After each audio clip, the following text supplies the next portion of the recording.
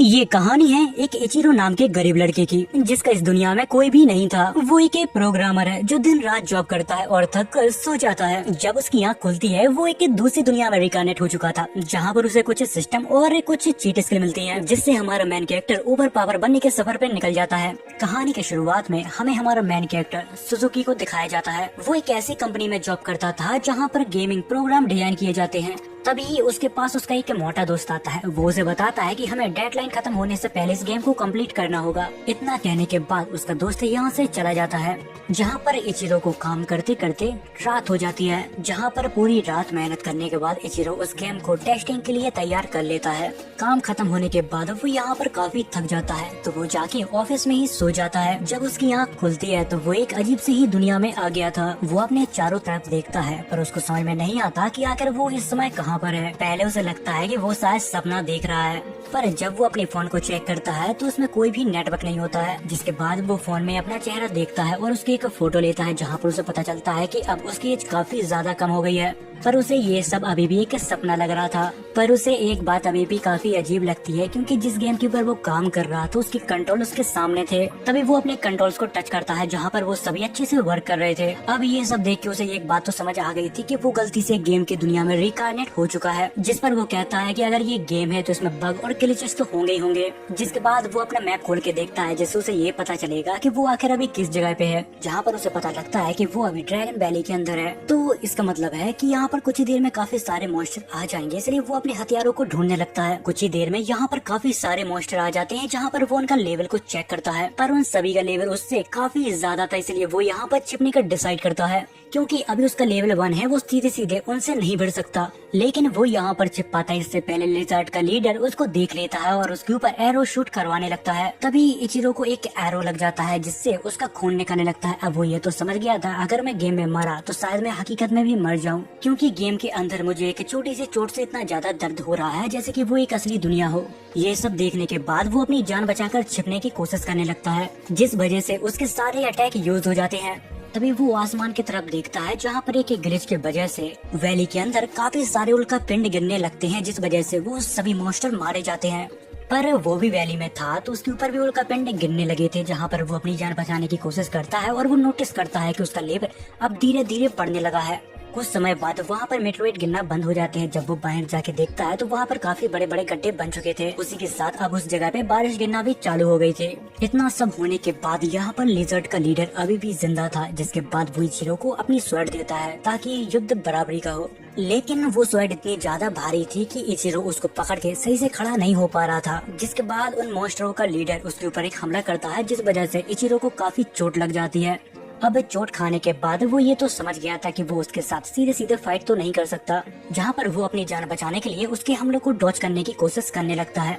जहाँ पर इचिरो कहता है कि मैं इस गेम में इतनी आसानी से तो नहीं मर सकता। जिसके बाद वो अपनी पूरी ताकत के साथ उस मॉन्स्टर के ऊपर अपनी स्वॉर्ड को थ्रो करता है, पर इचिरो के एक ही हमले से वो मॉन्स्टर यहाँ पर खत्म हो जाता है। जहाँ पर वो अपने हाथों को देखता है और नोटिस करता है कि अचानक उसकी बॉडी में बहुत ही ज्यादा ताकत आ गई थी। जिसके बाद वो एक जगह पे बैठ जाता है और सोचने लगता है कि मैं शायद इस दुनिया में फंस चुका हूँ। जिसके बाद वो यहाँ पर लॉग आउट का बटन ढूंढने लगता है ताकि वो अपने असली दुनिया में पहुंच सके, पर वो लॉग आउट का बटन ढूंढते ढूंढते थक जाता है। जहाँ पर उसे पता चलता है कि वो शायद इस दुनिया से अब कभी बाहर नहीं निकल सकता। तभी उसका ध्यान अपने कंधे की तरफ जाता है, जहाँ पर वो नोटिस करता है कि उसकी चोट अब पूरी तरह से ठीक हो गई है। जिसके बाद वो अपने स्टेटस को चेक करता है, जहाँ पर वो देखता है कि उसकी हेल्थ फुल है, उसका लेवल 310 चला गया है। उसी के साथ उसके सारे स्टेटस मैक्स लेवल पर थे। तभी वो अपनी मेटेओर वाले स्किल को देखता है, जो फिलहाल में ऑफ थी। फिर वो उसे ऑन करता है। वो उसे सिर्फ एक बार ट्राई करके देखना चाहता था, क्योंकि आज उसने ही उसकी जान बचाई थी। वो यहाँ पर एक लोकेशन को लॉक करके वहाँ पर मेटेओर की बारिश करवा देता है, पर वो मेटेओर काफी ज्यादा बड़े थे। जब वो जमीन को टच करती है तो यहाँ पर काफी बड़े बड़े ब्लास्ट होने लगते हैं। जिसके बाद शाम हो जाती है, जहाँ पर हमें इचिरो को बैठे हुए दिखाया जाता है, जहाँ पर वो सोच रहा था कि ये मैजिक सच में बहुत ही ज्यादा ताकतवर है। अगर मैं इस मैजिक को हर वक्त इस्तेमाल करूँ तो मैं इस गेम का सबसे बड़ा विलन बन जाऊंगा। जिसके बाद वो उस स्किल को ऑफ कर देता है, ताकि वो इस गेम का हीरो बनने के चक्कर में कहीं इस गेम का विलन न बन जाए। अब वो यहाँ पर ऐसी जगह पे था जहाँ पर बहुत ज्यादा गर्मी होती है, तो उसको यहाँ पर काफी प्यास लगने लगी थी। तभी वो अपनी इन्वेंटरी में चेक करता है कि उसके पास पानी है या नहीं। पर जब वो अपनी इन्वेंटरी को देखता है तो यहाँ पर शॉक हो जाता है, क्योंकि उसके पास एक से एक बेहतरीन आइटम थे। जिस पर वो सोचता है कि मैंने शायद उस लिजर्ड को मारा है, जिस पर मुझे इतने आइटम की लूट मिली है। जिसके बाद वो अपनी काम की चीज यानी कि वाटर पाउच को बाहर निकालता है और पानी पीने लगता है, जहाँ पर वो हमें बताता है कि इस बोतल के अंदर अनलिमिटेड पानी है। तभी उसे अपने पास्ट के बारे में याद आता है, जहाँ पर वो सोचता है कि मैं अपनी दुनिया में इतना ज्यादा बेकारी था कि मुझे 24-24 घंटे काम करना पड़ता था, पर यहाँ ऐसा नहीं है, मैं यहाँ पर अंबानी को भी खरीद सकता हूँ। जिसके बाद वो अपने स्किल पॉइंट को चेक करता है, वो भी काफी ज्यादा थे। जिसके बाद वो यहाँ पर कैंप फायर जला के यहीं पर आराम करने लगता है, क्योंकि अगले दिन शहर या विलेज के लिए उसको चलना था, इसलिए आराम तो बनता ही है। जिसके बाद अगले दिन जब वो मैप को देखता है तो उसे पता चलता है कि उसके काफी नजदीक एक टाउन है, जिसे देखकर वो कहता है कि ये जगह तो सच में बहुत ही ज्यादा खूबसूरत है। मुझे तो याद नहीं आ रहा कि मैंने आखिरी बार इतनी खूबसूरत जगह कब देखी थी। जिसके बाद वो दौड़कर वॉरियर टाउन पहुंच जाता है। वो जब अपने मैप खोल के देखता है तो वहाँ पर 100 से भी ज्यादा वॉरियर्स थे। तभी वो एक ड्रैगन को नोटिस करता है, तो उसे देखने के लिए वो भी हवा में चला जाता है, पर वो शायद भूल गया था कि वो एक परिंदा नहीं है। जिसके बाद वो सीधा ऊपर से जाके नीचे गिरता है, पर फिर भी उसको यहाँ पर बिल्कुल चोट नहीं लगती। तभी वो ड्रैगन के ऊपर एक पत्थर फेंक कर मारता है, जिस वजह से ड्रैगन के विंग्स में छेद हो जाता है। ये देख के वो ड्रैगन भी यहाँ से भाग जाता है। जिसके बाद यहाँ पे इचिरो कहता है, लगता है कि मैं इस दुनिया में ओवर पावर हो गया हूँ। तभी इचिरो अपना मैप खोल के देखता है, जहाँ पर उसे पता लगता है कि अब वो ड्रैगन वॉरियर्स की तरफ जा रहा है।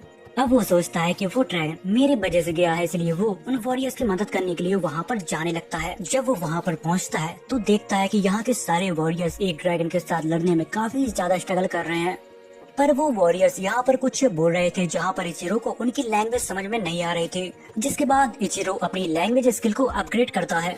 अब उसे उन सभी की भाषा समझ में आने लगी थी, जहाँ पर वो देखता है कि अब वो ड्रैगन यहाँ से डर के भागने लगा और उसके तरफ आने लगा।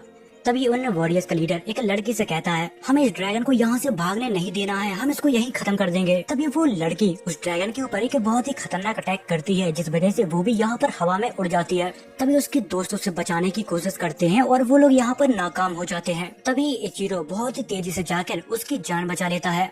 जिसके बाद इचिरो उस लड़की को आराम से नीचे लेकर आ रहा था, क्योंकि वो लड़की अपनी मैजिक से बहुत ही ज्यादा ऊपर उड़ चुकी थी। जब वो लड़की होश में आती है तो वो डर जाती है और वो इचिरो को जोर से पकड़ लेती है। तभी हमें इस लड़की का नाम पता चलता है। दरअसल इस लड़की का नाम जेना है, जो कि एक टीनेजर नाइट है। जिसके बाद इचिरो उस लड़की को बचा के पहाड़ के ऊपर ले जाता है। जिसके बाद वो लोग एक दूसरे से बात करने लगते हैं। इतनी देर में जेना को ढूंढते ढूंढते दो लोग यहाँ पर आ जाते हैं और वो दो लोग इचिरो से कहते हैं कि तुम उससे दूर हट जाओ, क्योंकि उन लोगों को इचिरो काफी अजीब आदमी लग रहा था। जिस पर इचिरो हंसने लगता है और उनसे कहता है कि अरे मुझसे डरो मत, मैं एक मर्चेंट हूँ। जिसे देखकर वो लोग बोलते हैं कि तुम झूठ बोल रहे हो, क्योंकि तुम्हारे पास तो कोई सामान ही नहीं है। जिसके बाद इचिरो अपनी झूठ बोलने की स्किल को मैक्स कर देता है। जिसके बाद वो यहाँ पर झूठ बोलता है और अपनी बातों में उलझा देता है और उन दोनों को शांत करवा देता है। जिसके बाद सीन शिफ्ट होता है, जहाँ पर इचिरो उन्हीं के साथ उनकी गाड़ी में जा रहा था। जिसके बाद हमें एक टाउन को दिखाया जाता है, जहाँ पर हमें इचिरो और जीना को दिखाया जाता है, जहाँ पर जीना उसे बार बार थैंक यू कह रही थी उसकी जान बचाने के लिए। जिसके बाद जीना के दोस्त इचिरो को अपने साथ ले जाते हैं उसके नए पेपर बनाने के लिए, क्योंकि उसके पेपर्स कहीं खो गए थे। पर यहाँ पर सच्चाई तो ये है कि वो किसी को भी अपनी सच्चाई नहीं बता सकता कि वो दूसरी दुनिया से है, इसीलिए वो झूठ बोलता है कि वो एक मर्चेंट है और उसके पेपर्स कहीं खो गए हैं। जिसके बाद वो लड़की क्राफ्टमैन से कहता है कि मुझे इस लड़के के लिए नए पेपर्स बनाने हैं,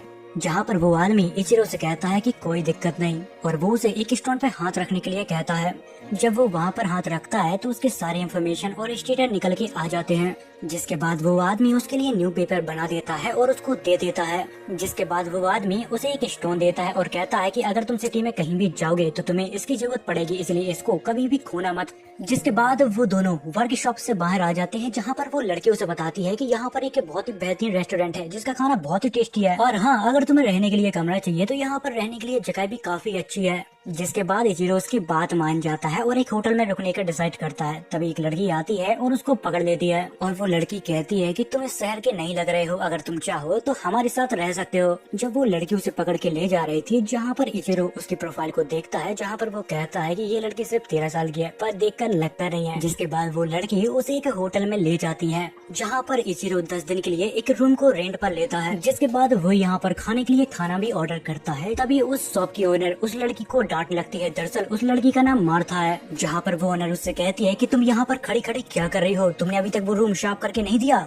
जिसके बाद मार्था यहाँ पर माफी मांगने लगती है और उस रूम को साफ करने के लिए चली जाती है। तभी वो ओनर उसे बताती है कि तुम्हारे आने से पहले यहाँ पर कुछ डरपोक मर्चेंट ठहरे हुए थे, क्योंकि पास में कुछ मीटियोर्स गिरे थे, जिस वजह से वो लोग डर गए थे और यहाँ पर रूम की हालत भी काफी खराब कर दी थी। और वो लोग यहाँ पर सभी को बताने लगे थे कि ये काम किसी डीमन लॉर्ड ने किया है। पर ये कैसे हो सकता है, क्योंकि 60-70 साल पहले एक हीरो ने एक डीमन लॉर्ड को हरा दिया था, तो वो डीमन लॉर्ड वापस नहीं आ सकता। वो लोग बात कर ही रहे होते हैं, इतनी देर में एक और क्लाइंट आता है, जिसके बाद वो औरत उससे बात करने में व्यस्त हो जाती है। जिसके बाद इचिरो अपना यहाँ पर खाना खाने लगता है। उसको ये खाना काफी ज्यादा टेस्टी लगता है। इतनी देर में यहाँ पर मार्था आ जाती है और वो इचिरो से कहती है कि मैंने कहा था ना कि तुम्हें ये जगह बहुत अच्छी लगेगी। जिस पर इचिरो कहता है कि हाँ, पर तुम मुझे कुछ शॉप दिखा सकती हो क्योंकि मुझे कुछ आइटम खरीदना है। जिस पर मार्था हाँ कहती है और उसे मार्केट ले जाती है। तभी हमें वहाँ पर एक डेमी ह्यूमंस को दिखाया जाता है, जहाँ पर एक इंसान उसे धक्का मार के नीचे गिरा देता है और वो आदमी कहता है कि तुम लोग यहाँ पर क्यों आए हो, तुम्हें पता है ना कि ये जगह तुम्हारी नहीं है और तुम यहाँ पर जिंदा नहीं रह सकते। जिस पर इचिरो उस आदमी को समझाने लगता है कि देखो, जितना हक तुम्हारी इस दुनिया पर रहने का है उतना ही उनका भी है। जिस पर वो आदमी इचिरो के ऊपर गुस्सा होने लगता है और कहता है कि अगर ये तुम्हारे साथ है तो तुम इसे अपनी ही सिटी में रखो। इतना कहने के बाद वो आदमी यहाँ से चला जाता है। उसके जाने के बाद इचिरो उन बच्चों से बात करने लगता है और उनका सामान बांध के उन्हें वापस दे देता है, जिस पर वो बच्चे काफी खुश हो जाते हैं। जिसके बाद वो बच्चे एक लड़की के पास चले जाते हैं, जहाँ पर वो लड़की भी एक डेमी ह्यूमंस थी। वो लोग अपना पेट पालने के लिए बाजार में कुछ सामान बेचने के लिए आए थे। इतनी देर में यहाँ पर मार्था आती है। वो इचिरो से कहती है कि तुम डेमी ह्यूमन से काफी अच्छे से बात कर रहे थे। जिस पर इचिरो से कहता है तो क्या हुआ, तुम्हें कोई दिक्कत है क्या? जिस पर मार्था उसे बताते हैं कि कुछ समय पहले यहाँ पर काफी सारे फार्मर आए थे ताकि वो अपनी फसलों को बेचकर एक अच्छी सी जिंदगी स्टार्ट कर सके, पर डेमी ह्यूमंस ने उन बेचारों को मार डाला और उनको लूट लिया। जिसके बाद बात करते करते वो लोग यहाँ पर एक शॉप पर पहुँचते हैं, जहाँ पर काफी अनोखे मास्क मिल रहे थे। तभी इचिरो वहाँ से एक मास्क और एक विग को खरीद लेता है ताकि वो काम आने पर अपनी असलियत सभी से छुपा सके। जिसके बाद वो दोनों वापस होटल लौट आते हैं, जहाँ पर इचिरो मार्था से कहता है कि खाने में जो जो भी टेस्टी हो सब कुछ ले आओ। जिसके बाद मार्था उसके लिए काफी सारी खाने की चीजें ले आती है। यहाँ का खाना बहुत टेस्टी था, तो इचिरो यहाँ पर सब कुछ खा जाता है।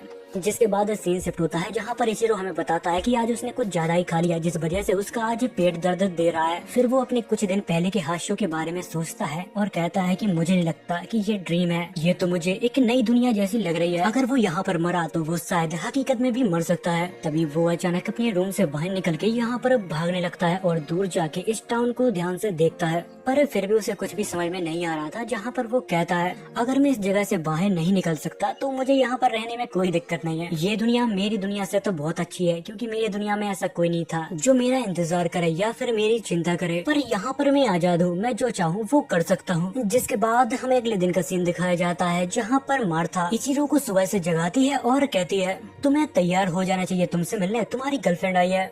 ये सुनने के बाद वो काफी शॉक हो जाता है, क्योंकि वो तो यहाँ पर किसी को जानता भी नहीं। इतनी ही देर में यहाँ पर ज़ेन आ जाती है और वो उसे गुड मॉर्निंग कहती है, जहाँ पर इचिरो उससे कहता है कि तुम यहाँ पर क्यों आई हो। जहाँ पर वो बताती है कि आज मेरी छुट्टी है, तो मैंने सोचा कि हम लोग कहीं घूमने चलते हैं।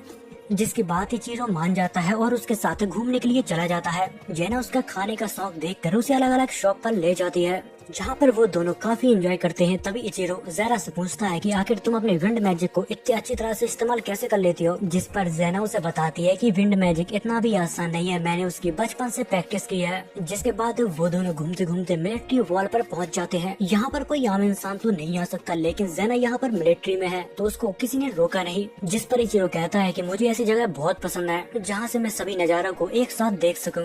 तभी जीना कहती है कि इसे देखने के बाद हम मिलिट्री टावर की तरफ चलेंगे, उसी के साथ मैं तुम्हें चर्च भी दिखाना चाहती हूँ। जिसके बाद वो दोनों चर्च पहुंचते हैं, जहाँ पर ज़ेना उसे डीमन लॉर्ड और हीरो की फाइट के बारे में बताती है। उसी के साथ वो उसे एक पेंटिंग भी दिखाती है, जहाँ पर एक हीरो डीमन लॉर्ड के साथ फाइट कर रहा था। उसी के साथ वो ये भी बताती है कि इस स्वर्ड का नाम है होली स्वर्ड, अगर कोई हीरो से चलाता है तो वो ऑटोमेटिक ब्लू कलर की हो जाती है। तभी इचिरो उससे पूछता है कि अगर कोई इंसान जो हीरो ना हो, अगर वो उस स्वर्ड को चलाएगा तो क्या होगा। जिस पर ज़ेना उससे कहती है कि शायद वो इंसान उस स्वर्ड को अपने पूरी ताकत के साथ इस्तेमाल ना कर पाए। वो लोग बात कर ही रहे होते हैं, इतनी देर में उस चर्च की वहाँ पर प्रेस्टिस आ जाती है और वो उन दोनों को बताते हैं कि हर कोई होली स्वर्ड को नहीं चला सकता, सिर्फ वही चला सकता है जिसको स्वयं गॉड ने चुना हो। जिसके बाद वो दोनों चर्च के बाहर आ जाते हैं, वो अपने घर पे जाने की तैयारी करने लगते हैं। तभी इचिरो अपने हीरो टाइटल को इन्वेंटरी में ढूंढने लगता है, क्योंकि उसके पास बहुत सारे टाइटल हैं, जिसमें से काफी सारे टाइटल तो गॉड कलर नाम से थे। जिसे देखकर वो कहता है कि ये कैसे हो सकता है, मैं तो अभी तक किसी भी गॉड को नहीं मारा। जब वो इन्वेंटरी में चेक करता है तो उसको पता लगता है जब उसने मिट्योर की बारिश करवाई तो वहीं पर एक गॉड दब के मर गया था। जिस पर वो सोचता है कि अब मैं ये काम दोबारा नहीं करूंगा जिससे गॉड मारे जाए और लोग मुझे इंसानियत का दुश्मन समझने लगे। जिसके बाद वो लोग कार्ट में बैठकर मिलिट्री टावर की तरफ जाने लगते हैं। तभी ज़ेना उसे एक छोटी सी टावर को दिखाती है और कहती है कि आज से 2 साल पहले एक छोटे ड्रैगन ने उसे तोड़ दिया था, पर उस टावर का नुकसान ज्यादा नहीं हुआ क्योंकि वो एक छोटा ड्रैगन था। लेकिन आज से 40 साल पहले यहाँ पर एक बहुत ही बड़ा ड्रैगन आया था जिसने बाहर की बॉल को पूरा तोड़ के रख दिया था और उसकी वजह से यहाँ पर काफी तबाही भी मची थी। तभी हमें यहाँ पर कुछ लोगों की भीड़ दिखाई जाती है जहाँ पर एक आदमी उन सभी को यहाँ पर बहकाने की कोशिश कर रहा था। वो आदमी सबसे कहता है कि भले ये लोग डीमन ना हो पर ये लोग कोई डीमन से कम भी नहीं है। वो यहाँ पर लोगों के बीच अपनी पत्थर की शील्ड ज्यादा करना चाहता था और सभी से कहता है कि मेरे पत्थर खरीदो और इन सभी को मारो। वो लोग ऐसा करने ही वाले थे, इतनी देर में वहाँ पर ज़ेना आ जाती है और वो उन सभी को रोकती है, लेकिन वो लोग उसको ही उल्टा सीधा कहने लगते हैं। ये सब होते हुए इचिरो भी दूर से देख रहा था, पर वो वहाँ पर जाने से पहले उन सभी की अच्छे से चेकिंग करता है, जहाँ पर उसे पता चलता है कि कुछ बदमाश उन बेचारे डेमी ह्यूमंस को फंसाना चाहता है। तभी वो लोग उन डेमी ह्यूमंस के ऊपर पत्थर फेंकने लगते हैं, जहाँ पर ज़ेना अपने मैजिक से उन लोगों को बचा रही थे। दूसरी तरफ इचिरो लोगों के बीच में कुछ बदमाशों को देखता है, वो उन्हें हटाने की कोशिश करता है क्योंकि वही लोग ये दंगा भड़का रहे थे। जिसके बाद इचिरो उनके लीडर को पकड़ के लोगों को हवाले कर देता है और उन सभी को समझाने की कोशिश करता है कि ये आदमी आप सभी को भड़काने की कोशिश कर रहा था ताकि सभी लोगों को बेवकूफ बना के वो यहाँ पर अच्छे पैसे छाप सके। ये बातें वो लोगों को बता ही रहा था, इतनी देर में उस लीडर के अंदर एक डीमन जागने लगता है। तभी इचिरो उन बच्चों से कहता है कि तुम यहाँ पर सुरक्षित नहीं हो, तुम चाहो तो मेरे साथ चल सकते हो। जिस पर डेमी ह्यूमंस कहते हैं कि हम आपके साथ नहीं चल सकते क्योंकि हमारे मास्टर ने यहाँ से जाने के लिए मना किया है। यहाँ पर उन लोगों की बात हो पाती है, इतनी देर में वो डीमन यहाँ पर एक्टिवेट हो जाता है और यहाँ पर एक स्पेल कास्ट कर देता है, जिस वजह से सभी लोग यहाँ पर एक ही जगह पे फ्रीज हो जाते हैं और अचानक एक जगह पे टेलीपोर्ट हो जाते हैं। थोड़े समय बाद इचिरो को यहाँ पर होश आता है, उसको समझ नहीं आ रहा था कि आखिर वो किस जगह पे है और इतनी ही देर में यहाँ पर एक डीमन की आवाज सुनाई देती है। वो कहता है कि अब तुम सभी लोग यहाँ पर मारे जाओगे। जहाँ पर इचिरो पहले अपने मन को शांत करता है और यहाँ से निकलने की तरकीब बनाने लगता है, जिसके बाद वो यहाँ पर डेमी ह्यूमंस से बात करने की कोशिश करता है और उन्हें अपना नाम बताता है। जिसके बाद वो लोग अपना नाम बताते हैं, पर उनका नाम यहाँ पर काफी अजीब साउंड कर रहा था। जिसके बाद इचिरो उनको एक नया नाम देता है, जिसके बाद वो उन लोगों को खाना देता है, पानी देता है और काफी सारे आइटम देता है। उन लोगों को इतना खुश देखकर उसे अपने रिलेटिव के बारे में याद आने लगता है क्योंकि उसके रिलेटिव काफी अच्छे थे, उसकी हमेशा मदद करते थे। जिसके बाद वो यहाँ पर मैप को खोल लेता है और यहाँ से बाहर निकलने का रास्ता ढूंढने लगता है। और हाँ, उन तीनों का नाम उसने लीजा, पोची, तामा रखा था। उसने यहाँ से निकलने की पूरी प्लानिंग कर ली थी। जिसके बाद वो लीजे को यहाँ पर एक स्वेट देता है, जिसके बाद वो लोग यहाँ से जाने लगते हैं। उसी के साथ वो सबको बताता है कि अगर तुम्हारे सामने कोई मॉन्स्टर आ जाए तो तुम्हें क्या करना है। वो लोग कुछ ही दूर पहुँच पाते हैं, इतनी देर में उनका सामना एक मॉन्स्टर से होता है। तब लीजे उसे बताती है कि वो मॉन्स्टर अभी किसी को खा रहा है, तो हमारे पास मौका है और हम उस मॉन्स्टर को खत्म कर सकते हैं। जिस पर इचिरो सोचने लगता है कि ये मुझसे बहुत ही ज्यादा कमजोर है, लेकिन इसको पता है कि कब लोहा गर्म है, कब हथौड़ा मारना है। तभी इचिरो अपने मैजिक गन को बाहर निकालता है और उसके लेवल को मैक्स करता है और एक ही झटके में उस मॉन्स्टर को खत्म कर देता है। जिसके बाद वो उस मॉन्स्टर के बॉडी पार्ट से वो एक खंजर बनाता है और तमा को दे देता है ताकि वो अपनी रक्षा कर सके। उसी के साथ वो उस मॉन्स्टर का कॉर्ड भी निकाल लेते हैं। जिसके बाद वो लोग यहाँ से फिर से आगे की तरफ बढ़ जाते हैं। फिर वो उन तीनों की तरफ देखता है और सोचता है कि अगर इसी तरह से मैं सभी मॉन्स्टर को मारता रहूं, जिस वजह से इन लोगों की स्किल इंप्रूव नहीं कर पाएगी और ये लोग मेरे ऊपर निर्भर हो जाएंगे। जिसके बाद इचिरो उन सभी को कुछ न कुछ काम दे देता है ताकि उन सभी का थोड़ा अनुभव बढ़ जाए। वो लोग कुछ दूर चल पाते हैं, इतनी देर में उनके सामने एक बड़ा मॉन्स्टर आ जाता है। यहाँ पर इचिरो नहीं चाहता था कि वो अकेले उस मॉन्स्टर को हराए। जिसके बाद वो यहाँ पर अपनी टीम को भी शामिल करता है ताकि उन सभी का अनुभव बढ़ जाए और हाँ, डेंजर सिचुएशन को कैसे संभालना है वो भी वो लोग सीख जाए। जहाँ पर थोड़ी देर बाद वो लोग उस मॉन्स्टर को मार गिराते हैं। जिसके बाद उन सभी को यहाँ पर काफी सारे मॉन्स्टर मिलते हैं जिनको हरा के वो लोग थक जाते हैं। जिसके बाद वो सभी लोग यहाँ पर आराम करने का डिसाइड करते हैं और यहाँ पर खाना भी खाते हैं। खाना खाने के बाद वो लोग यहाँ पर सो जाते हैं। जहाँ पर इचिरो सोचता है कि जिस रफ्तार से हम लोग आगे बढ़ रहे हैं, मुझे यकीन है कि हम लोग बहुत ही जल्दी इस जगह से बाहर निकल जाएंगे। जिसके बाद वो लोग आगे बढ़ते हैं, जहाँ पर उनका सामना एक स्लाइम से होता है। उसे ये कि मामूली स्लाइम समझ के इचिरो उसके ऊपर फायर मैजिक से अटैक करता है, लेकिन उस स्लाइम को उससे कुछ भी फर्क नहीं पड़ता। तभी लीजा उसके कोर को डिस्ट्रॉय कर देती है और उसे बताती है कि स्लाइम को सबसे आसानी से मारने का तरीका उसके कोर को डिस्ट्रॉय करना है। यहाँ पर थोड़ी देर बाद जब वो लोग थोड़ा और आगे बढ़ते हैं, जहाँ पर उनका सामना होता है कि 40 लेवल के एक बीस्ट से। वो बीस्ट इचिरो को देखकर सीधे उसके ऊपर हमला कर देता है। तभी उसे एक ट्रैप दिखता है, जहाँ पर वो उस बीस्ट को वहाँ पर कैद कर देता है। जिसके बाद वो लोग थोड़ा और आगे बढ़ते हैं जहाँ पर उन्हें कुछ लोग मिलते हैं जो ट्रैप में फंसे हुए थे। इचिरो ये सब देखकर अपनी टीम की मदद लेकर सभी लोगों को यहाँ पर फ्री करने लगता है और वहाँ पर एक से एक रईस आदमी थे जो उनकी जान बचाने के लिए उनको शुक्रिया अदा कहते हैं। तभी हमें एक लड़के की चिल्लाती हुई आवाज सुनाई देती है जहाँ पर वो पोची के ऊपर नाराज हो रहा था। वो काफी गुस्से में पोची से कहता है कि ला ये खज्जर मुझे दे दे, लेकिन पोची अपना हथियार उसे देने से मना कर देती है। और हाँ, अब तक तो इस लड़के का चेहरा देख के आप लोग समझ ही गए होंगे कि ये कौन है, जो कुछ समय पहले इन लोगों से काफी बदतमीजी कर रहा था। पर उसके बुरे बर्ताव के वजह से इचिरो पोची को वापस अपने पास बुला लेता है। फिर वो उस लड़के से कहता है कि अभी हम लोग काफी ज्यादा बिजी हैं, इसलिए हम लोग यहाँ से जा रहे हैं। जिस पर वो लड़का कहता है कि अरे तुम कहाँ जा रहे हो, पहले मुझे तुम यहाँ से निकालो, उसके बाद मैं तुम्हें बताता हूँ। तभी ये कि मैजिशियन जिसको इचिरो ने बचाया है वो उसको डराते हुए कहता है कि तुम जरा अपना मुंह बंद रखोगे। ये देखकर वो लड़का यहाँ पर बिल्कुल चुप हो जाता है। जिसके बाद वो यहाँ पर सभी लोगों को बचा लेते हैं और फिर आगे बढ़ जाते हैं जहाँ पर वो लोग देखते हैं कि मॉन्स्टर और डीमंस के बीच फाइट हो रही है। उनके पीछे पीछे वो लड़का भी वहाँ पर पहुँच जाता है और वो कहता है कि जब तक मेरे पास तलवार है मैं किसी से भी नहीं डरता। इतनी ही देर में उसके सामने एक स्लाइम मॉन्स्टर आ जाता है जिसका सामना वो नहीं कर पा रहा था। जहाँ पर उसका आज खेल खत्म होने वाला था, इतनी देर में वहाँ पर पोची और तामा आ जाते हैं और वो उसकी जान बचा लेते हैं। दूसरी तरफ इचिरो की नजर जाती है ज़ेना की तरफ, जहाँ पर एक स्लाइम मॉन्स्टर ने उसको जकड़ के रखा था। जिसके बाद इचिरो उसके पास जाता है और उसकी जान बचा लेता है। ये देखकर ज़ेना यहाँ पर रोने लगती है और कहती है कि मुझे तुम्हारी बहुत ज्यादा चिंता हो रही थी। तभी हमें यहाँ पर प्रीस्ट को दिखाया जाता है जहाँ पर इचिरो उसे बता देता है कि आखिर तुम्हें किस तरह से स्लाइम को खत्म करना है। थोड़ी देर बाद वहाँ के सभी मॉन्स्टर मारे जाते हैं। जिसके बाद यहाँ पर अब काफी सारे लोग हो गए थे तो वो लोग दरवाजा खोलने की कोशिश करते हैं। जिसके बाद इचिरो अपने मैप में देखता है कि हम लोग सही जा रहे हैं या फिर यहाँ से निकलने का दूसरा कोई रास्ता है। यहाँ से निकलने का उसे दूसरा रास्ता भी मिल जाता है, पर वो इतना भी आसान नहीं था। तभी यहाँ पर सोल्जरों को एक खजाना मिलता है जहाँ पर वो खोलते हैं तो उसके अंदर से एक डीमन बाहर निकलता है, जिसे देखकर यहाँ के सभी नाइट लड़ने के लिए तैयार हो जाते हैं। लेकिन वो डीमन कोई आम डीमन नहीं था, वो सभी के अंदर एक छलावा क्रिएट करता है। पर यहाँ पर कुछ लोग थे जिसके ऊपर उस डीमन का मैजिक असर नहीं किया। जिसके बाद वही रईस लड़का उसके ऊपर अपने मैजिक से हमला करता है, लेकिन उस डीमन को उससे ज्यादा कुछ फर्क नहीं पड़ता। तभी अचानक यहाँ पर एक बीस्ट आ जाता है जो इचिरो के ऊपर अटैक करने लगता है, जिस वजह से इचिरो एक ट्रैप के अंदर गिर जाता है। तभी इचिरो उससे लड़ने के लिए अपनी होली स्वैर्ड को समन कर लेता है। दरअसल ये स्वैर्ड पहले से ही उसकी इन्वेंटरी में थी, क्योंकि गलती से उसने एक गॉड को मार दिया था, जिसके रिवॉर्ड में उसे एक होली स्वैर्ड मिलती है, जहाँ पर वो स्वैर्ड के साथ एक ही झटके में उस बीस्ट को फाड़ के रख देता है। जिसके बाद इचिरो अपने मास्क और विग को पहन लेता है और उस डीमन के पास से चला जाता है ताकि कोई उसको ना पहचान पाए। और वो यहाँ पर सभी नाइट से कहता है कि अब तुम लोग आराम करो, मैं यहाँ पर सब कुछ संभाल लूंगा। तभी डीमन उससे कहता है कि आखिर तुम हो कौन और इतनी ताकतवर कैसे हो।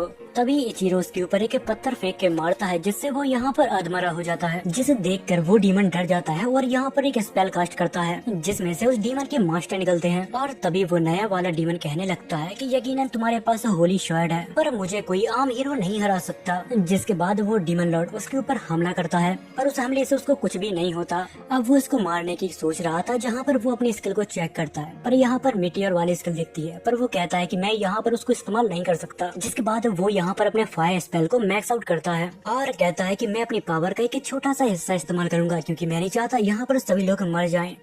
जहाँ पर वो फायर मैजिक का एक छोटा सा हिस्सा इस्तेमाल करता है, जिस वजह से यहाँ पर एक बहुत ही बड़ा धमाका होता है, जिसको देखकर वो डीमन लॉर्ड डर जाता है। उसी के साथ यहाँ पर एक लड़का भी घबराया हुआ था, क्योंकि उसने आज से पहले इतना खतरनाक फायर मैजिक नहीं देखा था। और वो कहता है कि मुझे लगता है कि ये दुनिया का सबसे ताकतवर मैजिशियन है। उन सब की बातें यहाँ पर इचिरो भी सुन रहा था। जिसके बाद वो अपने वेपन को चेंज करता है, क्योंकि उस वेपन से वो उसको नहीं मार सकता। और फिर वो अपनी डिवाइन स्वॉर्ड को निकालता है और उसके ऊपर अटैक कर देता है, जिस वजह से वो डीमन लॉर्ड यहाँ पर खत्म हो जाता है।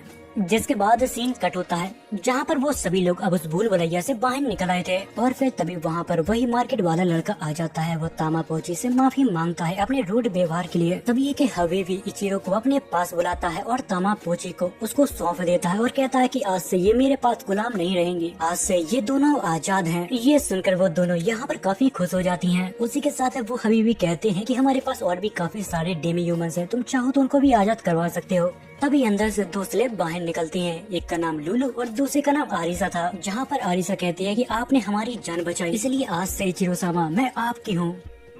ये सुनने के बाद इचिरो काफी शॉक हो जाता है, क्योंकि उसने उसे इचिरो सामा कहा था, जो एक जैपनीज वर्ड है। तभी इचिरो को एक आइडिया आता है ये चेक करने के लिए कि वो जैपनीज है या नहीं, जिसके बाद वो लुलू के पास जाता है और उसके कान में कुछ कहता है और फिर वही बात वो आरिसा से भी कहता है, जिस वजह से आरिसा एक बहुत ही बेकार चेहरा बना लेती है और कहती है कि इस दुनिया में सबसे गंदी चीज स्पाइडर है, जिससे मैं सबसे ज्यादा नफरत करती हूँ। जिसके बाद वो लोग यहाँ से जाने लगते हैं, जहाँ पर इचिरो सोचता है कि मुझे पहले से ही शक था कि ये जैपनीज है, कम से कम मुझे इस अनजानी दुनिया में कोई अपने देश का तो मिला।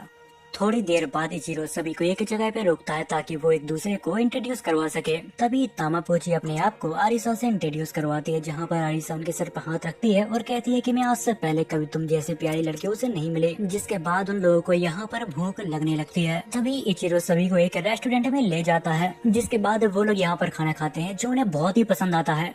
लेकिन इचिरो यहाँ पर खाना नहीं खा रहा था, उसका ध्यान लुलू और आरिसा के कपड़े के ऊपर था, क्योंकि उन दोनों ने स्लेब्स के कपड़े पहने थे। जिसके बाद वो यहाँ से चला जाता है और सभी से कहता है कि तुम लोग खाना खाओ, मुझे मार्केट से कुछ जरूरी सामान लाना था। जिसके बाद वो मार्केट से कुछ क्लॉथ खरीदता है। तभी रास्ते में उसे कुछ खाने की महक आती है, जिसके बाद वो उसे भी पैक करवा लेता है। जब वो यहाँ से जा रहा था तभी रास्ते में उसे कुछ भूखे टीमी ह्यूमंस मिलते हैं, जिसे देखकर उसे दया आ जाती है और वो उसे अपने पैकेट दे देता है। जिसके बाद वो होटल पहुंचता है, जहाँ पर तामापोची और एरिसा उसका इंतजार कर रहे थे। वो कहते हैं कि हमारे ऊपर ये कपड़े कैसे लग रहे हैं। जिसके बाद सीन शिफ्ट होता है, जहाँ पर इचिरो मार्था की मॉम के पास जाता है और उनसे कहता है कि हमें कुछ और रूम चाहिए। जिस पर वो कहती हैं कि मैं तुम्हें रूम तो दे दूंगी, पर यहाँ पर कुछ लोग हैं जो डेमी ह्यूमन से बहुत नफरत करते हैं। जिसे देखकर यहाँ पर तामापोची डर जाते हैं। तभी आरिसा इचिरो का हाथ पकड़ के कहती है कि आप बहुत ही अच्छे हो मास्टर। तभी हमें एरिसा की पावर दिखाई जाती है, जहाँ पर वो किसी को भी कंट्रोल कर सकती है। वो यहाँ के सभी लोगों को कंट्रोल करके उनके बीच से डेमी ह्यूमंस का डर हटा देती है। जिसके बाद लोग यहाँ पर नॉर्मल हो जाते हैं, जैसे कि यहाँ पर कुछ हुआ ही नहीं था। जिसके बाद इचिरो से थैंक यू कहता है और सभी को उनके कमरे में छोड़ देता है। जिसके बाद हमें अगले दिन का सीन दिखाया जाता है, जहाँ पर मार्था और ज़ेना उसे सुबह सुबह से जगाने के लिए आए थे। तभी इचिरो जागता है और कहता है कि शोर मत मचाओ, मैं जाग गया हूँ। पर वो दोनों अचानक यहाँ पर उसके ऊपर काफी ज्यादा गुस्सा होने लगती है, क्योंकि उनने कुछ ऐसा देख लिया था, जिससे ज़ेना यहाँ पर बहुत ही ज्यादा नाराज होती है, क्योंकि उसने लुलू को देख लिया था उसके कमरे के अंदर, वो भी उसके साथ ही सो रहे थे। ये सब देखकर ज़ेना यहाँ से नाराज होकर चली जाती है। तभी इचिरो अपने कपड़े पहनकर खिड़की से नीचे कूद जाता है और ज़ेना को समझाने की कोशिश करता है। वो उससे कहता है कि देखो तुम्हें गलत फहमी हुई है, जैसा तुम्हें लगता है वैसा कुछ भी नहीं है। जिसके बाद वो सारी की सारी बातें उसे बता देता है। ये सुनने के बाद ज़ेना कहती है कि तो फिर ये बात है। जिसके बाद इचिरो उसकी तारीफें करने लगता है। ये सुनकर ज़ेना यहाँ पर खुश हो जाती है। तभी हमें आरिसा को दिखाया जाता है, जो उन दोनों की बातों को सुनकर यहाँ पर मुस्कुरा रही थी। तभी इचिरो उसके सिर पर उंगली मारता है और कहता है कि सभी को बुला लाओ। जिसके बाद आरिसा उन सभी को बुलाने के लिए यहाँ पर दौड़ कर चली जाती है, जिसे देख कर इचिरो को लगता है कि रात को उसने मुझसे कुछ कहा था कि जब वो इस दुनिया में आई थी, जब उसने अपनी पुरानी यादों के साथ लोगों की मदद करने का सोचा था, लेकिन पहले सब कुछ ठीक था और फिर धीरे धीरे लोगों के बीच बंटवारा होना चालू हो गया और इसी का फायदा एक दुश्मन ने उठाया और राजा को मार डाला, जिससे उस देश के ऊपर डीमन अटैक करने लगे और उस देश की अर्थव्यवस्था बिल्कुल खराब हो गई। जब वो देश तबाह हो रहा था, जिसके बाद वो लोग अपनी जान बचा के वहाँ से भाग गए और अपने लिए रहने के लिए एक नई जगह ढूंढने लगे। पर वो लोग बहुत ही भूखे थे। जिसके बाद वो एक स्लेब से मिले, जहाँ पर स्लेब्स ने उन्हें खाना पीना दिया, पर बदले में उन्हें अपना गुलाम बना लिया। जिसके बाद आरिसा यहाँ पर सभी लोगों को बुला लाती है, पर यहाँ पर लुलू नहीं आई थी क्योंकि उसकी तबीयत आज खराब थी। जिसके बाद इचिरो आरिसा को बहुत सारे पैसे देता है और कहता है कि हमारे ग्रुप को जिस भी चीज की जरूरत हो वो तुम खरीद के लाओगे, आज से ये तुम्हारा काम है। तभी आरिसा उसके कान में कहती है कि ये बहुत ज्यादा पैसे हैं, इसलिए मैं इन पैसों को सेफ रखने के लिए इसके ऊपर मैजिक करने वाली हूँ। जिसके बाद वो लोग यहाँ से चले जाते हैं, जहाँ पर ज़ेना इचिरो से कहती है कि सच में ये लोग बहुत ही अच्छे हैं। फिर इचिरो कहता है कि मैं आज एक नई जगह ढूंढने वाला हूँ ताकि ये सभी लोग एक अच्छी सुरक्षित जगह पर रह सकें। जिस पर ज़ेना कहती है कि अगर ऐसी बात है तो मैं भी तुम्हारे साथ चलूंगी। जिसके बाद वो दोनों ऑड जॉब्स के ऑफिस पहुँच जाते हैं, जहाँ पर उनकी मुलाकात एक नाड़ी नाम की लेडी से होती है, जहाँ पर इचिरो उससे कहता है कि हमें रहने के लिए एक अच्छी जगह चाहिए। जिसके बाद वो लेडी उसे काफी सारी जगह दिखाती है। अगर आपको डेमी ह्यूमंस के साथ रहना है तो वेस्ट टाउन आपके लिए ज्यादा सेफ रहेगा। जिसके बाद वो लेडी उसे एक घर बताती है जो काफी सस्ते दामों में मिल रहा था, पर इचिरो को वो प्रॉपर्टी ज्यादा कुछ खास पसंद नहीं आई और फिर वो उस लेडी को दूसरी प्रॉपर्टी दिखाने के लिए कहता है। जिसके बाद वो लेडी एक मार्केट प्लेस में उसे घर बताती है, पर उसे ये भीड़ भाड़ वाली जगह ज्यादा कुछ पसंद नहीं आती। जिसके बाद वो लेडी उसे एक और घर दिखाती है जो बाहर से देखने में काफी ज्यादा अच्छा लग रहा था। पर जब वो अपने मैप में चेक करता है जहाँ पर उसे पता लगता है कि घर के नीचे क्राइम गिल्ड के छिपने की जगह है, तभी इचिरो उस लेडी से कहता है कि इस घर की हालत देख के हमें लग रहा है कि हम यहाँ पर नहीं रह सकते, इसलिए तुम हमें कुछ और जगह दिखाओ। पर उस लेडी के पास अब कोई भी ऐसी जगह नहीं बची थी जहाँ पर डेमी ह्यूमंस अच्छे से रह सके, और वो कहती है कि अभी तो मेरे पास कोई और जगह नहीं है, अगर मिलेगी तो मैं तुम्हें जरूर इन्फॉर्म कर दूंगी। जिसके बाद वो दोनों मार्केट में आ जाते हैं जहाँ पर उनकी मुलाकात तामा और पोची से होती है, और वहीं पर एरिसा होती है। वो इचिरो से कहती है कि मेरे बाल कैसे लग रहे हैं, जिस पर इचिरो उससे कहता है कि तुम्हारे ऊपर ये कलर बहुत ही अच्छा लग रहा है और तुम अब पहले से काफी ज्यादा क्यूट लग रही हो। जिसके बाद इचिरो और जेना एक एक्सेसरी शॉप पर आ जाते हैं जहाँ पर इचिरो उसे एक एयरिंग गिफ्ट करता है, जिस पर जेना उसे पहन लेती है और उससे कहती है कि मैं कैसी लग रही हूँ। जिस पर इचिरो कहता है कि सच में तुम बहुत ही खूबसूरत लग रही हो। वो लोग यहाँ पर बात कर ही रहे होते हैं, इतनी ही देर में यहाँ पर तामा पोची और एरिसा आ जाते हैं, जिसे देख कर जेना उस गिफ्ट को वहीं पर रख देती है। जिसके बाद हमें एक ग्राउंड का सीन दिखाया जाता है जहाँ पर परफॉर्मेंस स्टार्ट होने वाली थी, जिसे देख कर इचिरो कहता है कि मुझे यह ड्रामा और लव स्टोरी कुछ खास पसंद नहीं आई, क्योंकि मुझे पता है कि आगे क्या होने वाला है, जहां पर इस स्टोरी में सभी लोग मारे जाएंगे और हमारा मेन कैरेक्टर उसे क्लिप से फेंक दिया जाएगा। जिसके बाद वो एक अनडेड मॉन्स्टर बन जाता है और जिन लोगों ने उसको मारा था उन सभी से वो अपना बदला लेता है, पर उसका बदला पूरा हो पाता इससे पहले एक होली नाइट उसे खत्म कर देता है।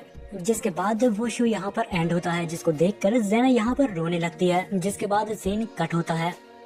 तभी इचिरो और जेना कहीं पर जा रहे थे, तभी उनकी मुलाकात जेना के दोस्तों से होती है जिनकी हालत काफी खराब होती है। जिस पर वो लोग बताते हैं कि हम काफी सारे एंट से लड़े थे जिस वजह से हमारी हालत ये हो गई है। तभी यहाँ पर तामा पोची आती है, वो उसके पास एक मरी हुई आंट लेकर आई थी, जिसे देख कर इचिरो यहाँ पर सतर्क हो जाता है। वो जब अपने मैप में चेक करता है तो उसके आसपास काफी सारे दुश्मन हो जाते हैं, इसलिए वो सभी से कहता है कि तैयार हो जाओ। इतनी ही देर में उस टाउन की वार्निंग बेल बजने लगती है और फिर थोड़ी देर बाद सिटी के अंदर काफी सारी एंट आने लगती है, जिसे देख के इचिरो कहता है कि ये है काफी सारी, पर इनका लेवल काफी ज्यादा कम है। उसी के साथ कुछ एंट तो अचानक टाउन के अंदर आते ही नीचे गिरने लगती है, जिस पर एरिसा कहती है लगता है ये मेरे बैरियर मैजिक का कमाल है। तभी इचिरो यहाँ पर सभी को लड़ने के लिए तैयार करता है, जिसके बाद वो सभी लोग मिलकर यहाँ पर एंट्स को मारने लगते हैं। तभी इचिरो यहाँ पर एक घर का दरवाजा देखता है जो टूटा हुआ था, जिसे देखकर वो समझ जाता है कि यहाँ पर एंट्स ने हमला किया था। जिसके बाद वो घर के अंदर चला जाता है और सभी एंट को खत्म कर देता है, पर इस वजह से यहाँ पर एंट का पॉइजन फैल गया था और ये घर किसी और का नहीं वही नाड़ी का है जो कुछ समय पहले उसे घर दिखा रही थी। तभी एक लड़की नाड़ी को वहाँ से बाहर निकाल लेती है। दरअसल वो उसकी मैनेजर है और उसका लेवल 20 है। जिसके बाद इचिरो घर से बाहर निकलता है और देखता है कि सभी लोगों ने मिलकर उन सभी एंट को मार दिया। जिसके बाद हमें मोटेल का सीन दिखाया जाता है जहाँ पर उन सभी ने आज बहुत अच्छा काम किया था, इसलिए इचिरो ने उन सभी को अपने तरफ से पार्टी दी थी। तभी वो नोटिस करता है कि लुलू की अभी भी काफी तबीयत खराब है। खाना खाने के बाद इचिरो उसके लिए दवा लेने के लिए निकल जाता है। तभी एक पंख उड़ते हुए उसके पास आता है, जहाँ पर वो देख के काफी हैरान था कि इतना अजीब है किस चीज का पंख है। उसी के साथ उसे अंधेरे में कुछ शैडो दिखाई देती है जो किसी को चोट पहुंचा रही थी। जहाँ पर बिना वक्त को जाया करे इचिरो उस मॉन्स्टर के ऊपर अटैक करता है, बदले में वो शैडोज भी उसके ऊपर अटैक करती हैं, पर वो कुछ ही देर में उन सभी शैडो मॉन्स्टर को हरा देता है। जिसके बाद वो उसके पास जाता है जिसे वो शैडो परेशान कर रही थी। वो उससे कहता है कि तुम ठीक हो ना, जिस पर वो रेड कहता है कि तुम सच सच बताओ कि तुम हो कौन। जिस पर वो कहता है कि ये तुम क्या कह रहे हो, मैंने तो तुम्हें बचाया है। जिस पर वो कहता है कि मैं शायद जिंदा ना बच पाऊँ, पर तुम प्लीज प्रिंसेस को बचा लो। जिसके बाद सीन कट होता है। वो ऑड जॉब के ऑफिस के बाहर खड़ा था, पर काफी रात हो गई थी तो सभी लोग सो गए थे, इसलिए कोई दरवाजा नहीं खोल रहा था। जिसके बाद वो अपने मैजिक से यहाँ पर एक की बनाता है। वो वहाँ का दरवाजा खोलकर उन दोनों को वहाँ पर आराम करने के लिए कहता है, बट उन दोनों के शोर के वजह से यहाँ पर मैनेजर और नाड़ी जाग जाते हैं और देखने के लिए आ जाते हैं कि आखिर माजरा क्या है। जिस पर इचिरो से कहता है कि मैं तुम्हें डिस्टर्ब नहीं करना चाहता था, पर ये देखो ये शायद तुम्हें जानता है। जब मैनेजर उसे देखती है तो पहचान लेती है कि ये रेड आर्मी का मार्क्स है, और वो कहता है कि रेड हेड के अलावा मैंने यहाँ पर किसी और को भी बचाया है। पर मैनेजर उसे देखकर चौंक जाती है, क्योंकि वो एक एल्फ थी बिल्कुल मैनेजर की तरह। पर जब वो उसे ध्यान से देखती है तो वो समझ जाती है कि ये तो प्रिंसेस मिया है, और वो कहती है कि चाहे कुछ भी हो जाए हमें इससे बचाना ही होगा। तभी प्रिंसेस अपनी आंखों को खोलती है, वो इचिरो को देखती है और कहती है ये तो बहुत अच्छा है, और फिर सो जाती है। जिसके बाद नाड़ी और इचिरो उसके लिए दवा लेने के लिए चले जाते हैं। जिसके बाद सीन कट होता है। जब वो आरिसा के पास पहुंचता है तो आज की घटना के बारे में उसे सब कुछ बताता है। जिसके बाद इचिरो लुलू को जगाता है और उसको कुछ दवाइयाँ देता है। जिसके बाद वो वापस ऑफिस में आ जाता है और नाड़ी से पूछता है कि अब मिया की तबीयत कैसी है, जिस पर वो कहती है कि वो ठीक है, बस थोड़ी सी थकान है। जिसके बाद इचिरो मिया का स्टेटस देखता है जो अब धीरे धीरे इम्प्रूव हो रहा था। अब मिया भी नींद से जाग गई थी। जिसके बाद इचिरो उससे मिलने के लिए चला जाता है। जिसके बाद नाड़ी उसके लिए खाना लाने के लिए यहाँ से चली जाती है। तभी इचिरो मिया से पूछता है कि आखिर तुम स्पिरिट को कैसे देख सकती हो, जिस पर वो कहती है मुझे नहीं पता, पर वो काफी ज्यादा सॉफ्ट होती है। थोड़ी देर बाद यहाँ पर मिया खाना खा लेती है और उसको यहाँ पर नींद आने लगती है। जिसके बाद इचिरो यहाँ से जाने लगता है, लेकिन मिया उसका हाथ पकड़ लेती है और कहती है कि थोड़ी देर यहीं रुको। उसका मासूम चेहरा देखकर यहाँ पर इचिरो भी रुक जाता है। जिसके बाद वो वापस अपने घर जाता है जहाँ पर सभी लोग एंजॉय कर रहे थे। जहाँ पर इचिरो उन सभी को मिया के बारे में बताता है, जहाँ पर वो सभी लोग कहने लगते हैं कि मुझे भी उससे मिलना है। जिस पे इचिरो उनसे कहता है कि हाँ तुम उससे मिल सकती हो, पर ध्यान रखना वो एक प्रिंसेस है। जिसके बाद वो सभी लोग मिया के पास पहुंच जाते हैं और उससे बात करने की कोशिश करते हैं, पर मिया ज्यादा नहीं बोलती तो उन सभी को वो अपना नाम बताती है और शांत हो जाती है। जिसके बाद आरिसा कहने लगती है कि अरे ये तो काफी सुंदर है। जिसके बाद वो लोग यहाँ पर बातचीत करने लगते हैं। जिसके बाद सीन कट होता है और हमें इचिरो और नाड़ी को दिखाया जाता है, जहाँ पर नाड़ी उससे कहती है कि तुम एक मर्चेंट हो, फिर भी तुम्हारे पास एक कार्ड क्यों नहीं है। जिस पर वो कहता है कि कुछ समय पहले पत्थरों की बारिश हो गई थी, जिस वजह से मेरी कार्ड वहाँ पर बर्बाद हो गई थी। जिस पर नाड़ी कहती है कि कोई बात नहीं, पर मैं एक मर्चेंट को जानती हूँ जो रिटायर्ड होने वाला है, तो उसकी गाड़ी तुम्हारे काम आ सकती है। अगर तुम चाहो तो उसकी कार्ड खरीद सकते हो। जिसके बाद वो अपनी इन्वेंटरी को खोलता है और कुछ गोल्ड कॉइन एक बैग में भर के उसे दे देता है। जिसके बाद हमें कुछ समय बाद का सीन दिखाया जाता है, जहाँ पर इचिरो की कार्ड आ गई थी। तभी नाड़ी वहाँ पर आती है। वो उसे कुछ पेपर देके उसे उस कार्ड का ऑफिशियल ओनर बना देती है। जिसके बाद इचिरो नाड़ी से पूछता है कि आखिर मिया का घर है कहाँ पर, जहाँ पर वो बताती है कि तुम्हें साउथ की तरफ जाना है और वहाँ पर तुम्हें एक एल्फ विलेज मिलेगा, वही है उसका घर। और फिर इचिरो लुलू से कहता है कि मुझे देखो कार्ड चलानी नहीं आती, तो फिर तुम्हें ही चलाना होगा, मैं कुछ ही टाइम में तुम्हें देखकर सीख जाऊंगा। जिसके बाद वो कुछ दूर तक जाती है जहाँ पर मौसम खराब होने लगता है, जिसे देख कर इचिरो कहता है कि अब मुझे चलाने दो, क्योंकि इचिरो ने अपनी ड्राइविंग स्किल को मास्टर कर लिया था। उसी के साथ उसको काफी सारे टाइटल मिलते हैं। तभी अचानक उसे महसूस होता है कि कोई उसके ऊपर नजर रखे हैं। जिसके बाद इचिरो विलेज पहुंचता है, जहां पर वो देखता है कि मिया उसका काफी टाइम से इंतजार कर रहे थे। उसी के साथ मिया उससे ये भी कहती है कि अब मेरी तबीयत बहुत ही अच्छी है, मैंने अपने आप को एक मैजिक पोशन से ठीक कर लिया। तभी वो इचिरो से कहती है कि मुझे तामा पोची ने बताया कि हनी बंस काफी ज्यादा अच्छे लगते हैं, इसलिए मुझे भी वही खाना है। तभी उसे फिर से महसूस होता है कि कोई उसे देख रहा है। जिसके बाद वो अपने आसपास देखने लगता है। तभी उसको एक उल्लू दिखता है, जिसे देख के वो समझ जाता है कि ये मेरा पीछा कर रहा है। जिसके बाद वो मैनेजर से मिलने के लिए वहाँ पर चला जाता है। तभी इचिरो उस रेड कमांडर से पूछता है कि आखिर मिया के साथ क्या हुआ था, जहाँ पर वो रेड बताता है कि मिया को कुछ लोगों ने किडनैप किया। जिसके बाद उन्होंने एक अंधेरी जगह पे उसे बंद कर दिया था, पर पता नहीं कैसे वो वहाँ से बाहर निकल आई। फिर उसने कहानी अपनी रेड मार्क्स को बताई और फिर हम सभी ने उसकी मदद की। तभी उन लोगों को नीचे से कुछ लोगों की चिल्लाने की आवाज आने लगती है, जिस वजह से मैनेजर वहाँ पर देखने के लिए जाने लगती है। लेकिन इचिरो जब अपने मैप में देखता है तो वहाँ पर कोई भी नहीं होता। जिसके बाद इचिरो बच्चों के पास जाता है, क्योंकि बाहर का मौसम खराब था। जिसके बाद वो यहाँ पर बच्चों को कहानियाँ सुनाने लगता है। तभी वहाँ पर मिया आती है। वो सभी को एक कहानी सुनाने वाले थे, जहाँ पर कहानी थंडर स्ट्राइक और ड्रैगन के बारे में थी। तभी इचिरो तामा को देखता है, जो किसी चीज को देखकर डर रही थी और उसके मुंह से कुछ भी आवाज नहीं निकल रही थी। जब वो भी उस तरफ देखता है तो उसे वही आउल दिखता है और फिर तभी अचानक वो आउल एक विजार्ड के अंदर ट्रांसफॉर्म हो जाता है। पर इचिरो को अभी भी समझ में नहीं आ रहा था, वो बड़े ध्यान से उसको देख रहा था।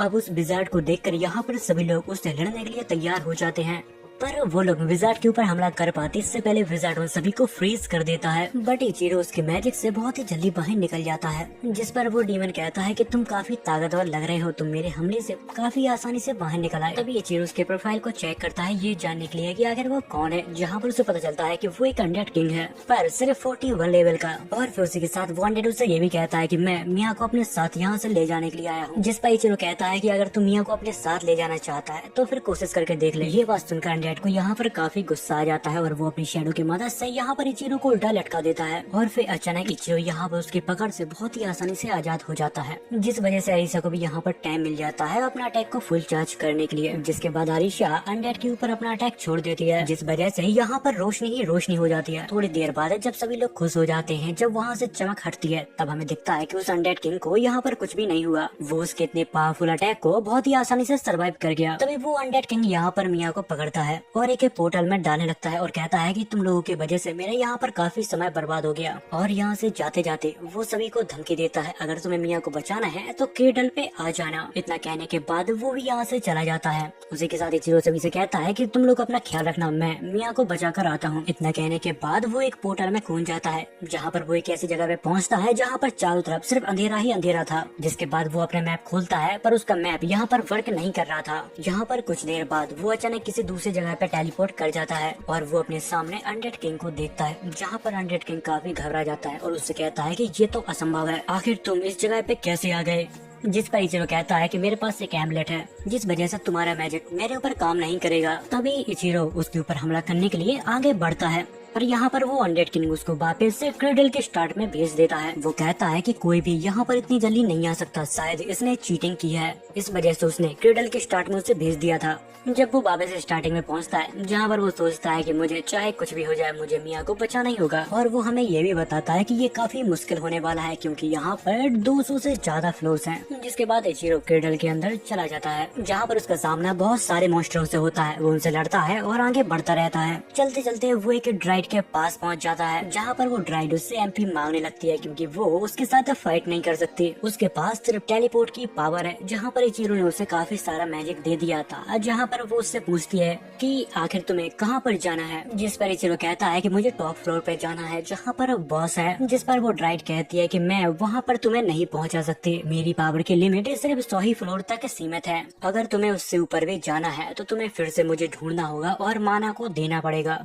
जिसके बाद वो लड़की इचिरो को 100 फ्लोर पर टेलीपोर्ट कर देती है। जब वो वहाँ पर पहुँचता है तो शॉक हो जाता है क्योंकि वो एक गार्डियन का फ्लोर था और वहाँ पर काफी ज्यादा गार्डियंस भी थे। उसी के साथ उन सभी की रक्षा करने के लिए एक बड़ा सा आयरन गोलेम था। तभी वो गार्डियंस लड़कियाँ वो उससे कहती है कि तुम यहाँ पर पहुँच गए हो तो इसका मतलब तुम काफी ताकतवर हो, पर यहाँ पर उसका सबसे बड़ा खतरा गोलेम था। तो वो गोलेम की कमजोरियाँ यहाँ पर ढूंढने लगता है। तभी इचिरो अपनी गन निकाल के उस गोलेम के सिर पर शूट करता है, जिस वजह से वो गोलेम यहाँ पर हार जाता है। गोलेम के हार जाने के बाद वो गार्डियंस यहाँ पर प्लान बनाने लगते हैं इचिरो को हराने का। जिसके बाद यहाँ से 3 लड़कियों में से 2 लड़की यहाँ से भाग जाती हैं, पर यहाँ पर तीसरी लड़की इचिरो के साथ फाइट करती है, पर इचिरो एक ही झटके में उसको यहाँ पर बेहोश कर देता है। जिसके बाद वो उसको बेड पर लेटा देता है और उसके रूम को एक्सप्लोर करने लगता है। तभी उसको नजर जाती है कि यहाँ पर भी एक ड्राइड होगा। जिसके बाद वो उसे ढूंढने के लिए निकल जाता है। ढूंढते ढूंढते उसको एक ड्राइड मिल भी जाती है, पर वो यहाँ पर काफी ज्यादा कमजोर थी। जिसके बाद इचिरो से पानी पिलाता है और फिर वो थोड़ी देर में यहाँ पर वापस तंदुरुस्त हो जाती है। जिसके बाद वो ड्राइड उससे मैजिक पावर मांगने लगती है और इचिरो भी उसको मैजिक पावर दे देता है। जिसके बाद वो ड्राइड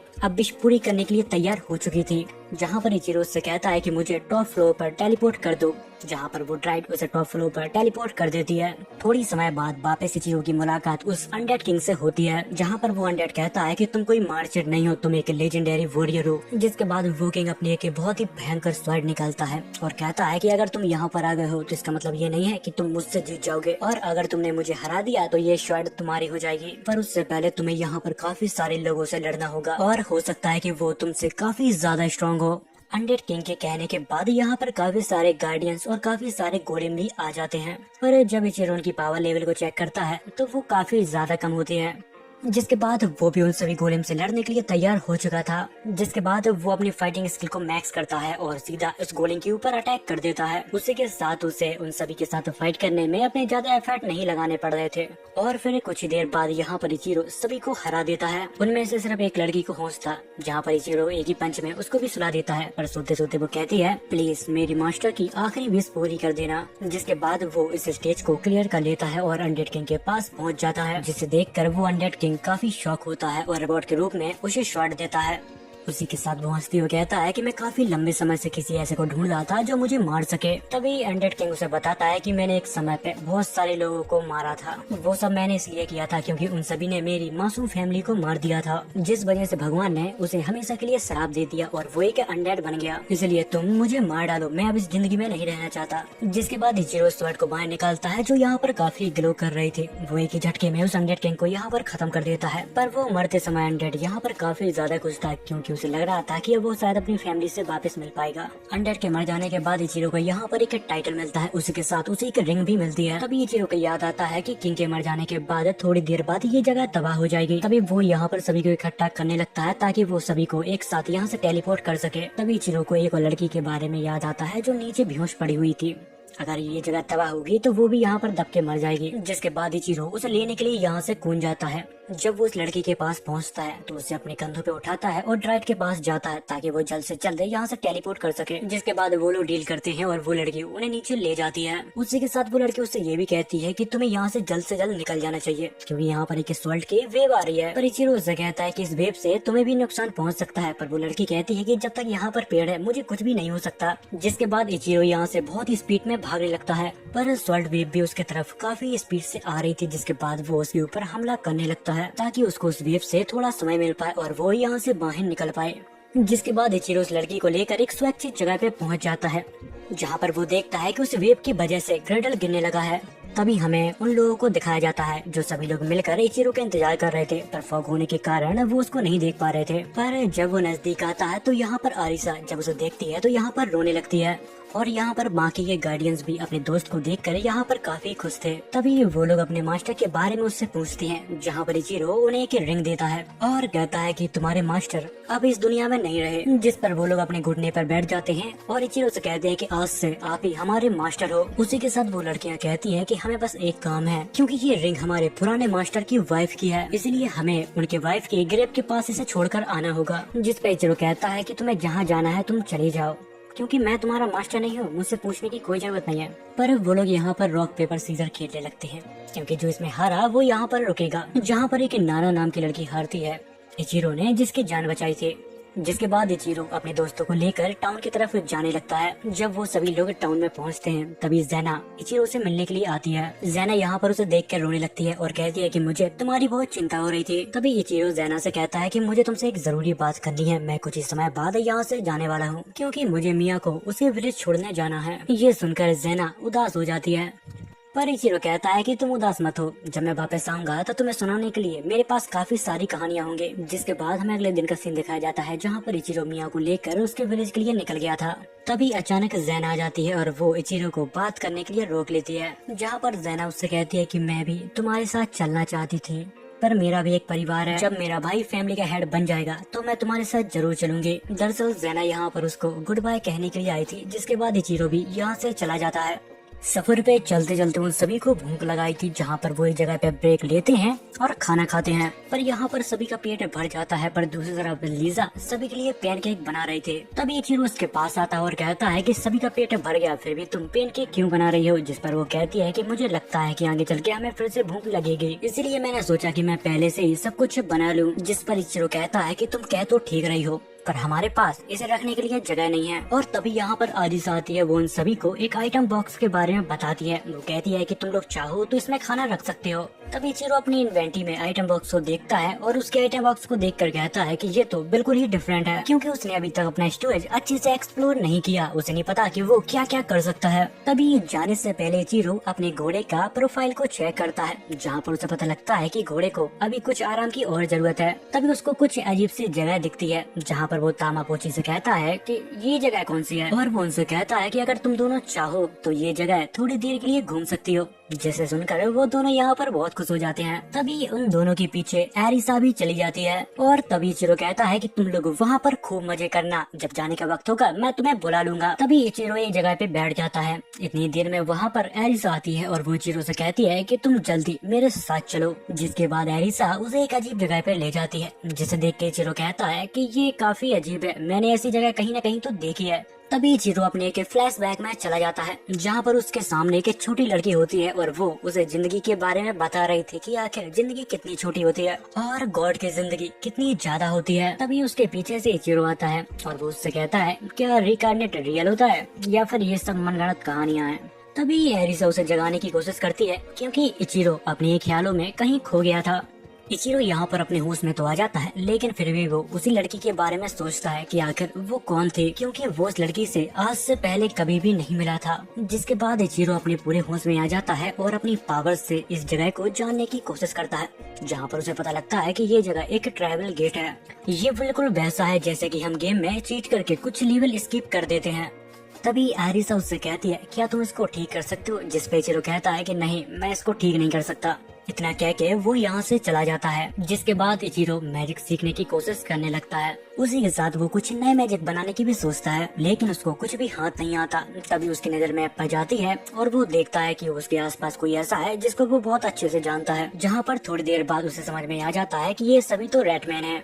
जिसके बाद इचिरो रैटमैन से मिलने के लिए जाता है जहाँ पर सभी रैटमैन उसको शुक्रिया अदा करते हैं प्रिंसेस की जान बचाने के लिए। जिसके बाद वो रैटमैन कहते हैं कि हमें एक जरूरी काम है इसलिए हमें यहाँ से जाना होगा। जिस पर इचिरो कहता है कि कोई बात नहीं, हम लोग कल मिलते हैं। जिसके बाद हमें रात का सीन दिखाया जाता है जहाँ पर इचिरो एक जगह पे बैठा था।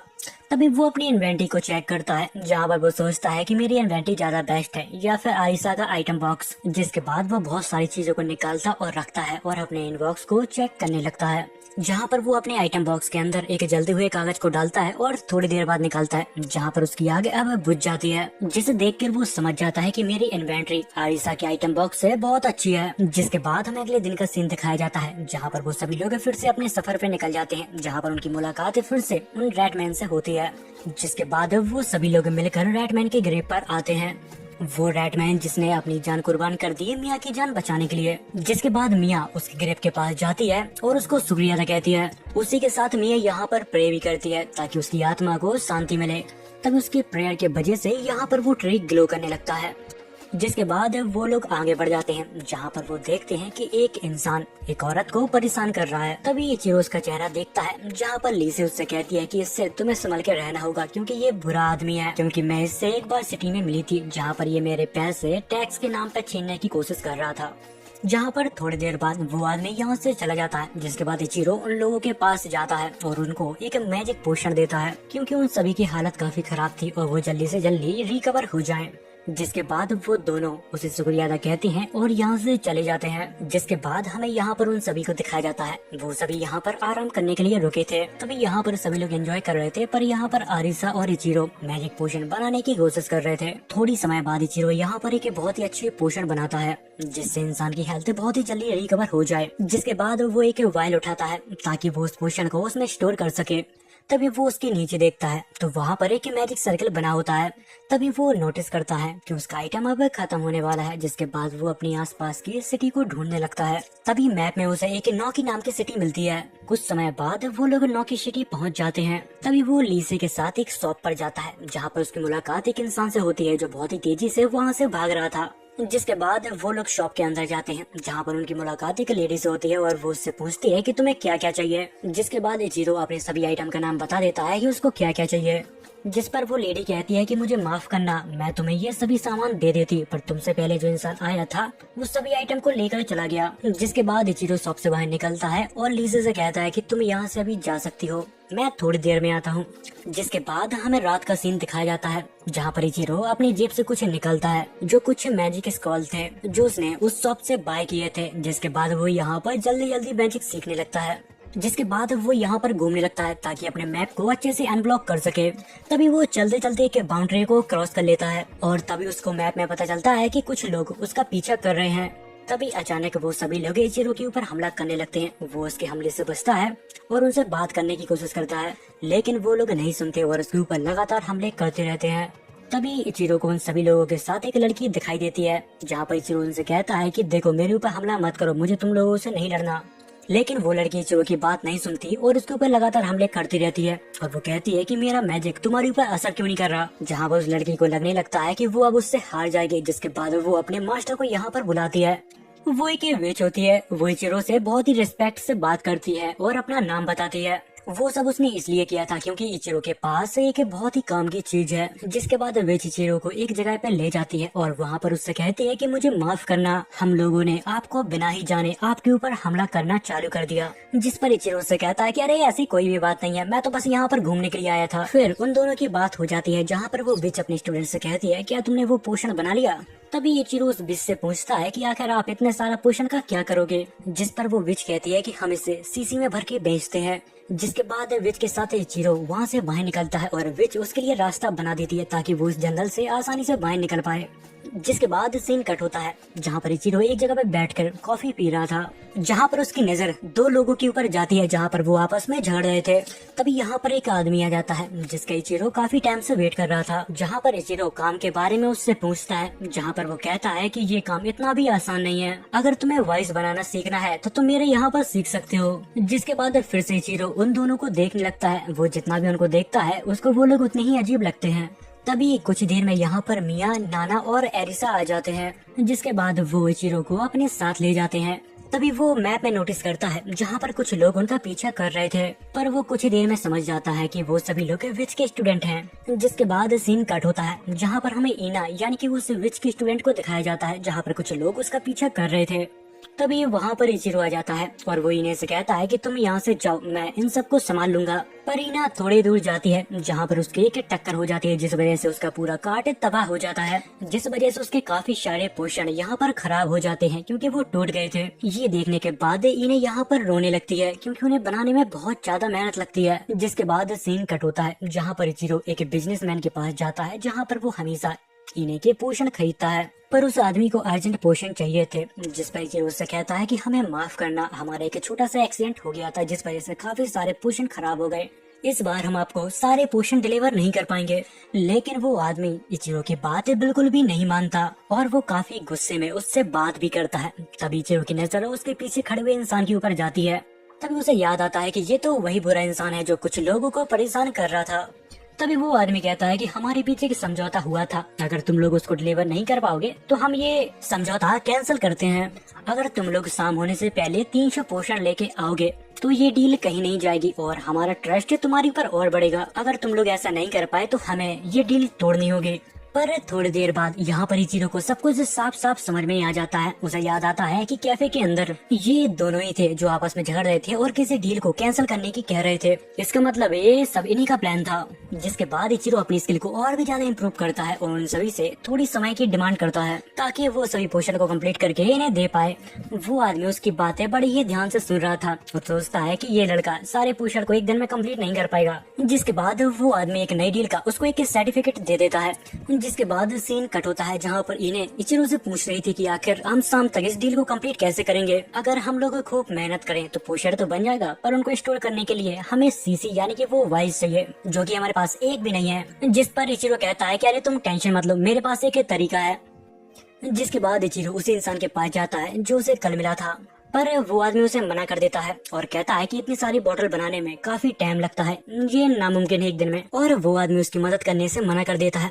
जिस पर इचिरो कहता है कि आपको नहीं मदद करनी है तो मत कीजिए, पर हमें आपका स्टोर एक दिन के लिए चाहिए ताकि हम वाइन्स बना पाएं। पर यहाँ पर वो आदमी बहुत ही अच्छी दिल का निकलता है, जहाँ पर वो कहता है कि अगर तुम्हें मेरी जरूरत या फिर मेरे स्टोर की जरूरत हो तो मैं तुम्हारी जरूर मदद करूंगा। ये सुन के इचिरो बहुत खुश होता है और उसे थैंक यू कहता है। जब वो लोग स्टोर के अंदर आ जाते हैं जहाँ पर वो लोग वाइस बनाने की कोशिश करते हैं, लेकिन उनसे वो सही से नहीं बन पा रहे थे क्योंकि फर्स्ट टाइम था ना यार। और तभी हमें इचिरो को दिखाया जाता है जिसने कुछ ही समय में यहाँ पर काफी सारे वाइस बना दिए थे, लेकिन उनको सूखने में काफी टाइम लगता है। जहाँ पर मिया अपने मैजिक पावर से उन्हें सुखा रही थी ताकि काम जल्दी से जल्दी हो जाए। जहाँ पर शाम तक उनका सभी काम खत्म हो जाता है और वो सब अब फ्री हो चुके थे। इतनी ही देर में यहाँ पर वो बुरे आदमी आ जाते हैं और वो कहते हैं कि तुमने बिना परमिशन के यहाँ पर वाइस बनाई, जो कि ऐसा करना यहाँ पर इलीगल है। जिस पर इचिरो उनसे कहता है कि देखो हम ऐसा कुछ भी नहीं कर रहे हैं, हम यहाँ पर वाइस बनाना सीख रहे हैं। पर वो बुरा आदमी उसकी बात नहीं सुनता और यहाँ पर चीजों को तोड़ने के लिए कह देता है। थोड़ी देर बाद यहाँ पर आरिसा उन टुकड़ों को उठाती है और कहती है कि ये तो हमारे नहीं है। जिस पर इचिरो कहता है कि मुझे पता था कि कुछ ऐसा हो सकता है, इसीलिए मैंने उस वाइस को ऐसी जगह पर छुपा दिया था जहाँ पर कोई भी उसे ना ढूंढ पाए। जहाँ पर आरिशा कहती है कि आखिर ये कौन सी जगह है जहाँ पर तुमने ये सब छुपा दिया। तभी इचिरो अपनी इन्वेंटरी को खोलता है और सभी बोतल को बाहर निकालता है। जिसके बाद सीन कट होता है जहाँ पर हमें उसी आदमी को दिखाया जाता है, जहाँ पर वो आदमी इचिरो से कहता है कि तुम लोग यहाँ पर क्यों आए हो, क्या तुमने 300 बोतल कंप्लीट कर ली है क्या। जिसके बाद इचिरो उस आदमी के पास जाता है और उन्हें डिलीवरी रसीद दे देता है। ये सब देखकर वो काफी शॉक हो जाता है कि आखिर इस लड़के ने ये ऐसा कैसे कर दिया, हमने तो इसकी सारी बोतलों को तोड़वा दिया था।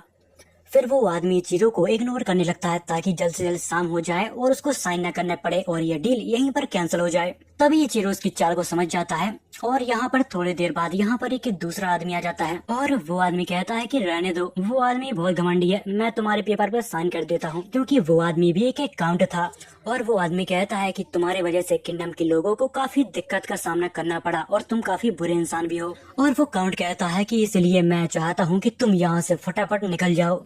पर वो आदमी उसकी भी बात ध्यान से नहीं सुन रहा था। जिसके बाद अकाउंट अपनी तलवार को बाहर निकालने लगता है। इतने में ही इचिरो उन दोनों आदमी को बहुत ही अच्छी तरह से सबक सिखा देता है। इचिरो उन दोनों को इतना मारता है कि मारते मारते उनको बेहोश कर देता है।